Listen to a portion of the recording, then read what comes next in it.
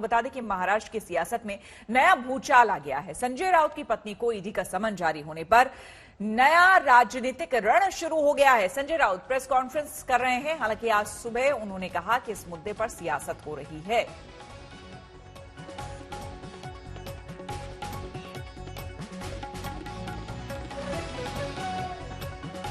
तो आपको हम बता दें कि 50 लाख के ट्रांजैक्शन पर वर्षा राउत से पूछताछ होनी है। 3 समन, ये देखिए संजय राउत प्रेस कॉन्फ्रेंस करने बैठ गए हैं।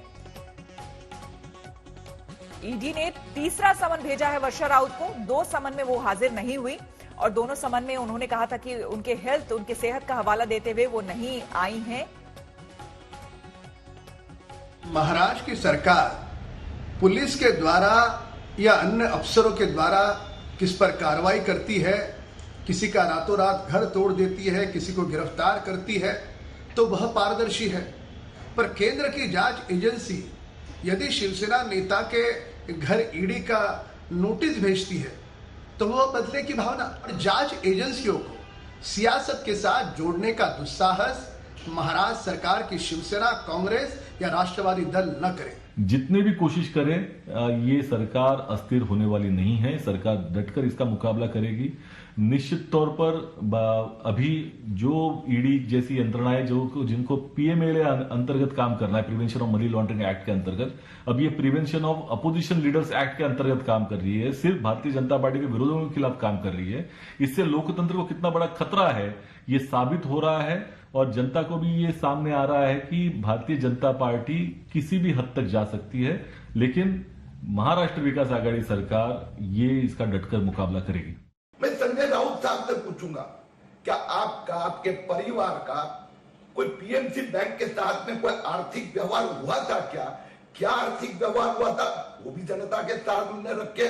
क्या आपके पास से इस संबंध में पहले भी कोई जानकारी, कोई नोटिस आई थी क्या? यह बात भी जनता के सामने रखे। 10 लाख लोगों के पैसे पीएमसी बैंक में फंसे हुए हैं। पीएमसी बैंक पुनर्जीवित होने चाहिए, ऐसे हमारे प्रयत्न है। उसी प्रकार से उनके लाभार्थी की भी इन्व्हेस्टिगेशन होनी ही चाहिए। शिवसेनेचे प्रवक्ते याच्यावरती उद्धवजी ठाकरे मुख्यमंत्री आणि पक्षप्रमुखांना विचारून योग्य ते उत्तर देतील। त्याच्यावरती मी भाष्य करणं योग्य नाही। हमारे संवाददाता साहिल जोशी हमारे साथ जुड़ गए हैं। साहिल, जाहिर सी बात है जब भी इस तरह की बात सामने आती है किसी के ऊपर कार्रवाई की, सीधा ये कहा जाता है कि भाई जिसकी सरकार है सेंटर में, कहीं ना कहीं उनके अधीन और उनके इशारों पे ही ये सारी चीजें हो रही है। टाइमिंग को लेकर भी सवाल उठाए जा रहे हैं। जी बिल्कुल, और ये माना जा रहा था कि इस तरीके की बात संजय राउत कहेंगे, क्योंकि आज सुबह जब उन्होंने बात की तभी उन्होंने ये कह दिया था कि ये राजनीतिक षड्यंत्र है उनको बुलाने का। और अभी प्रेस कॉन्फ्रेंस में उन्होंने ये कहा है कि पिछले 1.5 महीने से उनके पास लगातार नोटिस आ रही है। उसके लिए कुछ उनको कागज चाहिए थे, कुछ जानकारी चाहिए थी, वो भी उन्होंने मुहैया कराई है, लेकिन उसके बावजूद ये नोटिस उनको भेजी जा रही है।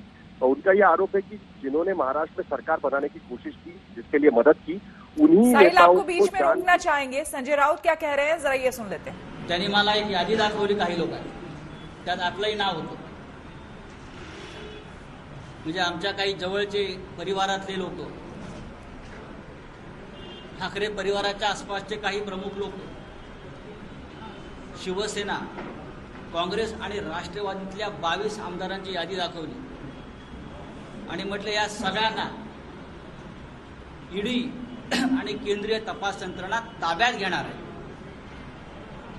आणि त्यांच्यावर दबाव आणून त्यांचे राजीनामे घेतले जातील आणि हे सरकार पाडलं जाईल आणि त्यासाठी ईडीची भूमिका महत्वाची आहे। सरकार को गिराने के लिए जानबूझकर इस तरीके से जो लोग महाराष्ट्र की सरकार बनाने में शामिल थे उन लोगों को इस तरीके से नोटिस भेजी जा रही है। पिछले 1.5 महीने से ईडी के साथ मेरा पत्र व्यवहार चल रहा है। वो हमें कुछ कागज मांग रहे थे, कुछ डिटेल्स होने चाहिए थी इस ट्रांजैक्शन को लेकर, वो हमने सब उनको मुहैया कराई है, लेकिन उसके बावजूद भी इस तरीके से हमको ये नोटिस दिया गया है। ईडी का दफ्तर भारतीय जनता पार्टी का कार्यालय बन चुका है। इसके पीछे कई नेता लगातार ईडी के दफ्तर जाते रहते हैं, हमारा उस पर ध्यान है। और ये पूरी कोशिश जो हम लोग देख रहे हैं वो हम पर प्रेशर की, हम पर धमकाने की ये कोशिश चल रही है। हम उससे नहीं डरते और जो बीजेपी के विरोधक है उनको जानबूझकर तकलीफ देने की कोशिश ईडी के जरिए भारतीय जनता पार्टी कर रही है। उनका ये भी मेरा कहना है कि हर बार ईडी की नोटिस की जानकारी बीजेपी के नेताओं को पहले कैसे मिल जाती है और हम पर कार्रवाई करने की ये जानबूझकर कोशिश की जाती है। और हमारे आमतौर पर अगर उनको लड़ना है तो सीधा हमसे लड़े, हमारे पत्नी या हमारे बच्चों पर अटैक करके ये लड़ाई नहीं लड़ी जा पाएगी। माझ्या पत्नीच्या नावावर एक 12 वर्षापूर्वीचा एक व्यवहार आहे। मुझे कुछ भारतीय जनता पार्टी के नेता मेरे साथ 1 साल से संपर्क में है और ये सरकार टिकने ना दे ये भी वो बार बार कह रहे हैं, मुझे कह रहे थे। भारतीय जनता पार्टी के 3 नेता है जो ईडी के दफ्तर से इस तरीके के कागज निकालते हैं और ये ईडी अपनी कार्रवाई करती है।